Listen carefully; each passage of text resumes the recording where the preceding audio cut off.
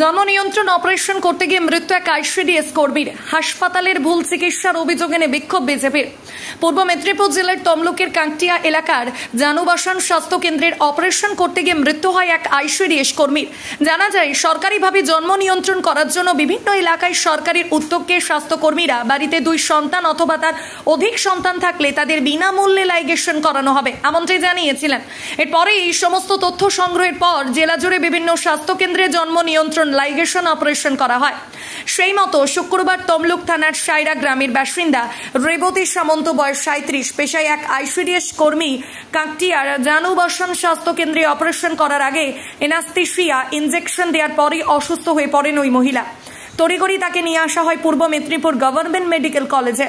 তবে প্রাথমিক স্বাস্থ্য কেন্দ্র থেকে মেডিকেল কলেজে আনার সময় মৃত্যু হয়, এমনটাই অভিযোগ করেন মৃতার স্বামী বিমলেন্দু সামন্ত। তিনি আরও অভিযোগ করেন, পরিকাঠামো না থাকা সত্ত্বেও একসঙ্গে এতজনের লাইগেশনের অপারেশন হয় কি করে।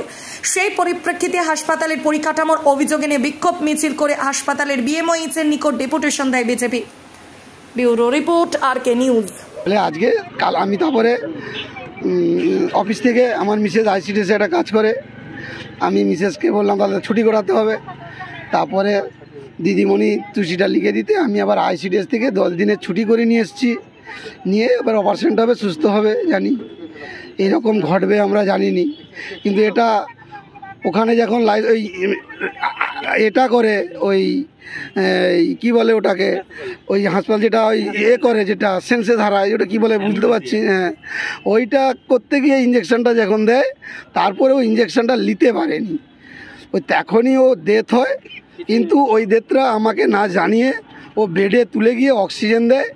অক্সিজেন তোলা অবস্থায় আমি আমার স্ত্রীকে দেখছি হাত ঠান্ডা হয়ে যাচ্ছে এবং তার চোখের পাতাও কোনো লড়েনি। আমার তখনই মনটা জাগছে, তো বলছে ডাক্তারবাবু যেহেতু বলছে না তাড়াতাড়ি তাড়াতাড়ি চলো বলে ওই গাড়িতেই আস্তে আস্তে কাগজ করছে, নিয়ে চলে আসছে। গাড়িতেই আস্তে আস্তে কাগজটা করলো, সেখানেও কোনো কাগজ করেনি। গতকাল জানুবাসান স্বাস্থ্যকেন্দ্রে লাইগেশন করার একটা দিন ধার্য করা হয়েছিল, তাতে একজন পেশেন্ট মারা যায়। সেটা নিয়েই আজকে আমাদের ডেপুটেশন ভারতীয় জনতা পার্টির পক্ষ থেকে এবং একটা বিক্ষোভ সমাবেশ। কালকে লাইগেশন ওটি ছিল আমাদের এখানে, একটা দুর্ভাগ্যজনক ঘটনা ঘটেছে। এবার কেন হয়েছে বা কিসের জন্য, সেটার জন্য পেশেন্ট তমলুক ডিস্ট্রিক্ট হসপিটালে সিসিউতে নিয়ে যাওয়া হয়েছিল। সেখান থেকে আমি যতদূর জানি পোস্টমর্টম করা হয়েছে। পোস্টমর্টমের রিপোর্ট হয়তো এখন আসেনি, রিপোর্টটা আসলে ওটা পুরোপুরি ক্লিয়ার হবে বা এইসব ব্যাপারে কমেন্ট করবেন সিএমআই স্যারের অফিস। তো সব ইনভেস্টিগেশন চলছে উপর মহল থেকে, ইনভেস্টিগেশন কমপ্লিট হলে রিপোর্ট আপনারা নিশ্চয়ই পেয়ে যাবেন যে কেন কি হয়েছে।